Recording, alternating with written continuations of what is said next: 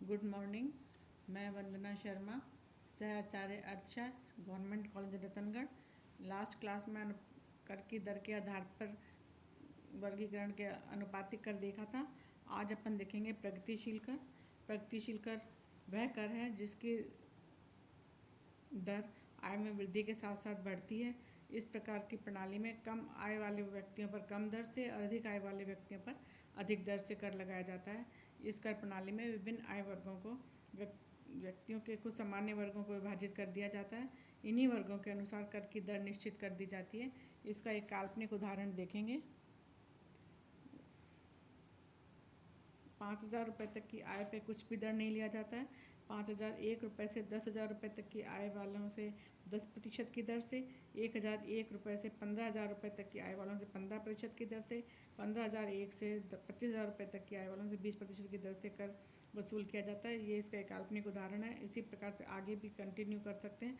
आय के विभिन्न वर्गों को विभाजन को प्रतिगामिता कहते हैं और ऐसे करों को प्रतिगामी कर कहा जाता है। नेक्स्ट है अधोगामी कर। प्रगतिशील कर के गुण देखेंगे। प्रगतिशील कर का प्रथम गुण है प्रगतिशील कर करदान क्षमता के अनुकूल होते हैं।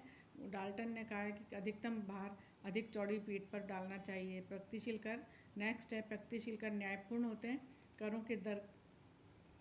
के द्वारा बहुत अंश तक समाज में आय और संपत्ति के वितरण की असमानता को कम किया जा सकता है। नेक्स्ट है प्रगतिशील करों से सरकार अधिक आय प्राप्त कर सकती है। नेक्स्ट गुण है यह कर प्रणाली बोझपूर्ण है, आवश्यकता के अनुसार इसमें परिवर्तन किया जा सकता है। नेक्स्ट गुण है प्रगतिशील कर मितव्ययी होते हैं क्योंकि इनकी वसूली कम खर्चे में की जा सकती है। ये थे प्रगतिशील कर के गुण। अब देखेंगे प्रगतिशील कर के दोष। पहला दोष है इसमें बचत कम होती है। पूंजी का प्रवाह देश के बाहर होने के कारण देश में उत्पादन कम होने लगता है।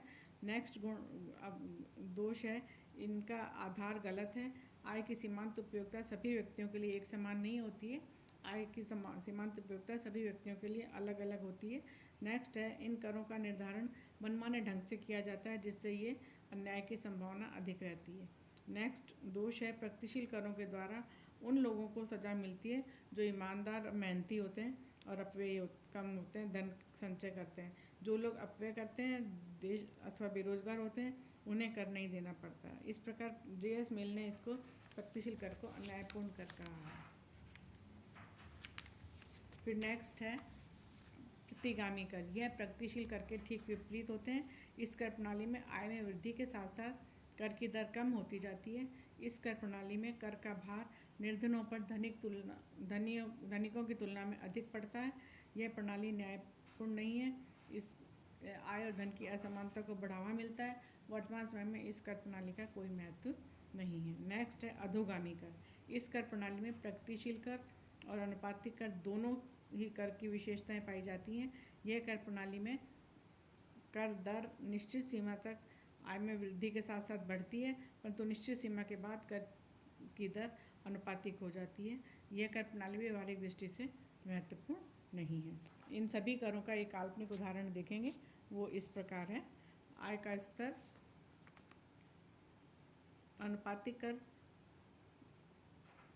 एक निश्चित अनुपात में वसूल किया जाता है। सभी विभिन्न आय स्तरों पर कर की 5% की दर से कर वसूल किया जा रहा है। उदाहरणार्थ 5,000 रुपये तक की आय है उससे भी 5% कर वसूल किया जा रहा है।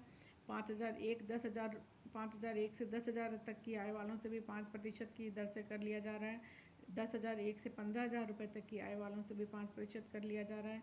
15,001 से 25,000 रुपये तक की आय वालों से भी 5% कर लिया जा रहा है। 25,001 से 50,000 रुपये तक की आय से भी 5% की दर से कर लिया जा रहा है।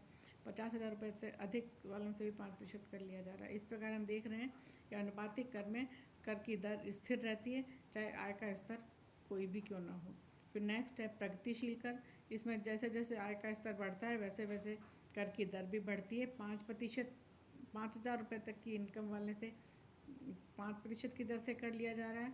5,001 से 10% की 10,000 रुपये तक की इनकम के लिए 10% की दर से कर लिया जा रहा है। 10,001 से 15,000 रुपये तक के लिए 15% कर लिया जा रहा है।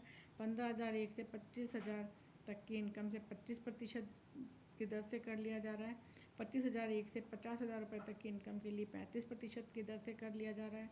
50,000 रुपये से अधिक के लिए 50% की दर से कर लिया जा रहा है। इस प्रकार ये स्पष्ट हो रहा है कि जैसे जैसे आय का स्तर बढ़ रहा है वैसे वैसे प्रगतिशील कर प्रणाली में कर की दर में भी वृद्धि हो रही है। फिर नेक्स्ट है प्रतिगामी कर। प्रतिगामी कर में जैसे जैसे आय का स्तर कम होता है वैसे वैसे कर की दर भी कम होती जाती है।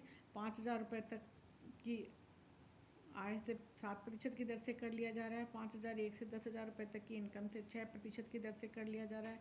10,001 से 15,000 रुपये तक की इनकम के लिए 5% की दर से कर वसूल किया जा रहा है। 15,001 से 25,000 रुपये तक की इनकम से 4% की दर से कर लिया जा रहा है।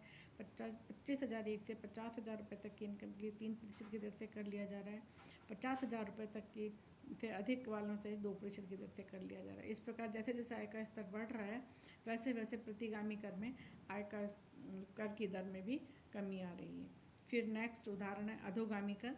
आय का स्तर जैसे जैसे एक निश्चित आय के स्तर तक तो कर की दर बढ़ती है, उसके बाद स्थिर हो जाती है। जैसे 5,000 रुपये तक की इनकम से 5% की दर से कर लिया जा रहा है। 5,001 से 10,000 रुपये तक की इनकम से 10% की दर से कर लिया जा रहा है। इसके आगे के आय के स्तर पर 15% की दर से कर लिया जा रहा है। 10,001 से 15,000 रुपये तक के भी 15% कर लिया जा रहा है। 15,001 से 25,000 रुपये तक की इनकम से भी 10% कर लिया जा रहा है। 25,001 से 50,000 रुपये तक की इनकम के लिए 15% की दर से कर लिया जा रहा है। 50,000 रुपये से अधिक इनकम से भी 15% की दर से कर लिया जा रहा है।